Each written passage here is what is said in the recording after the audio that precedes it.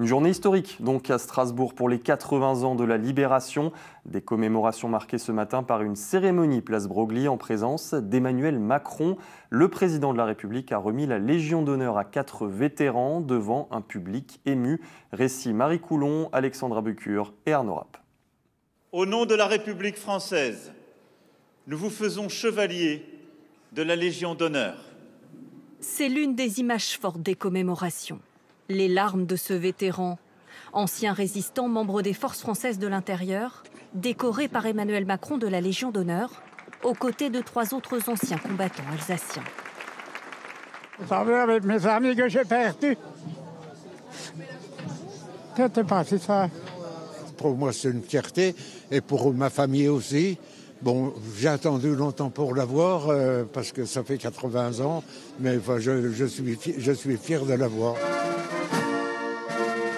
Le courage et l'engagement salués devant une douzaine d'unités militaires passées en revue quelques minutes plus tôt par le président. Avant le dépôt d'une gerbe au pied de la colonne érigée en mémoire du général Leclerc, dont la 2e division blindée a libéré Strasbourg le 23 novembre 1944. Le tout sous le regard d'un public ému, près d'1 millier de personnes réunies dans une ambiance solennelle pour le devoir de mémoire, porté par toutes les générations. C'est un peu la relève, c'est les générations futures, donc c'est important qu'ils aient conscience des enjeux de paix et de liberté. C'est un jour extraordinaire, un jour de joie, de souvenirs et surtout d'émotion. C'est solennel, c'est respectueux que le président de la République vienne à Strasbourg. 80 ans de cette signature du 23 novembre 1944, c'est exceptionnel. La force du souvenir, 80 ans après, jusque dans cette danse interprétée par 190 jeunes danseurs français et allemands, rappelant le serment de Koufra. Laissant surgir le drapeau tricolore au-dessus de la cathédrale, l'hommage artistique et militaire de la France et de Strasbourg à ses libérateurs. Et Emmanuel Macron s'est ensuite rendu au palais universitaire sur les coups de 12h30 où il a tenu un discours, moment très fort. Il a annoncé l'entrée au Panthéon de l'historien et résistant alsacien Marc Bloch. Le président a aussi rendu hommage au Malgré nous. L'essentiel de ce discours avec Marie Adman et Odile Barthélémy.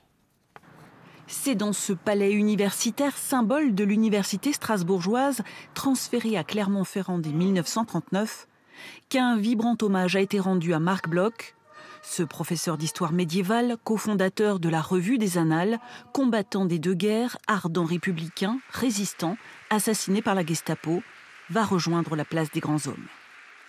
De la lucidité et de la résistance de Marc Bloch à la libération de Strasbourg, il y a ce cortège des volontés qui ont permis à la France de redevenir libre. Cette confiance dans notre peuple, dans son audace. C'est pourquoi, en cette université et en ce jour, pour son œuvre, son enseignement et son courage, nous décidons que Marc Bloch entrera au Panthéon.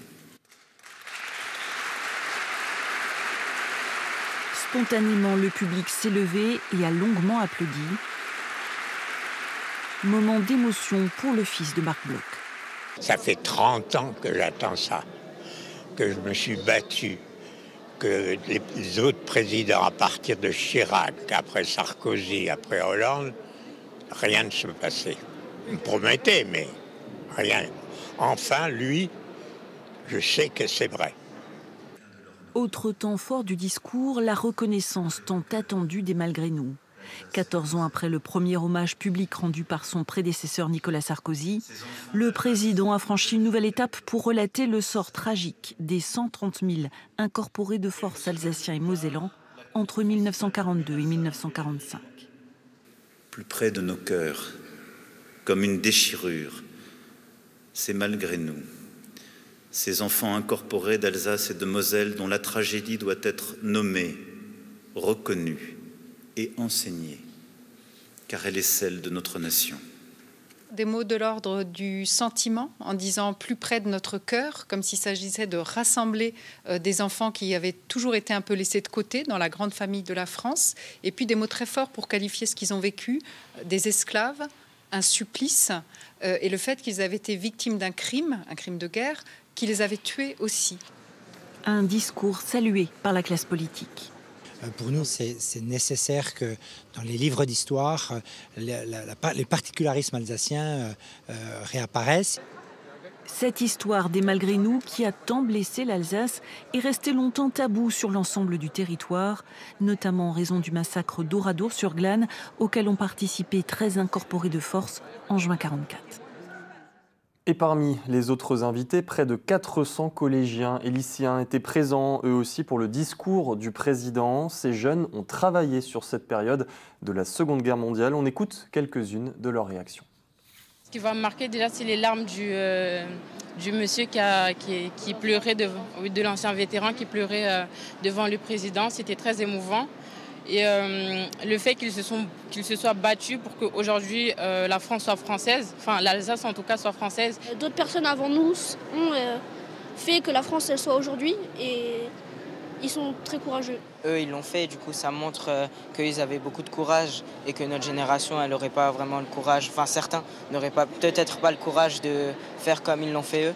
Du coup bravo à eux. C'est quelque chose de mémorable et en soi de participer à un événement qui montre qu'on est investi dans l'histoire de notre ville, de notre département et d'un événement qui est aussi important dans notre histoire. Donc l'Alsace, ça reste quelque chose de quand même...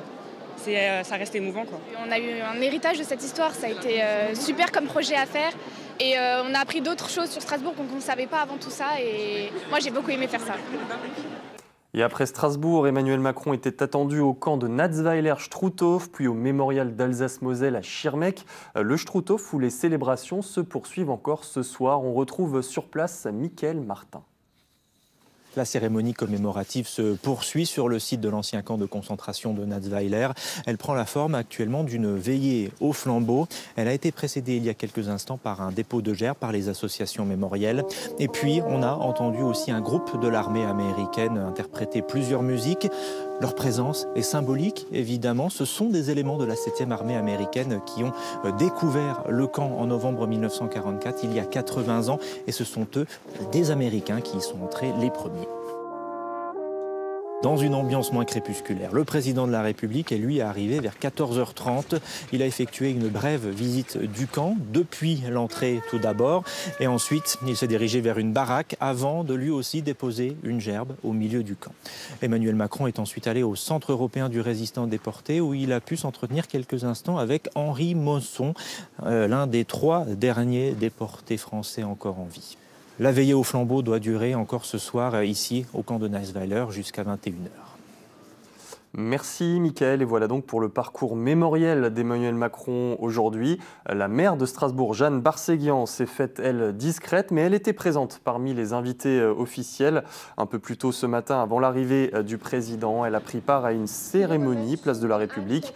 Vous le voyez, dépôt de gerbes, prise de parole. Strasbourg devenue, selon elle, une promesse pour la paix. On l'écoute. C'est une journée absolument historique qui nous permet à la fois de nous recueillir à la mémoire de toutes celles et ceux qui sont tombés durant la Seconde Guerre mondiale, mais aussi d'honorer la mémoire de nos libérateurs. On pense à cette promesse de réconciliation, d'Europe et de paix qui a été faite au sortir de la Seconde Guerre mondiale, et c'est aussi cela qu'incarne Strasbourg.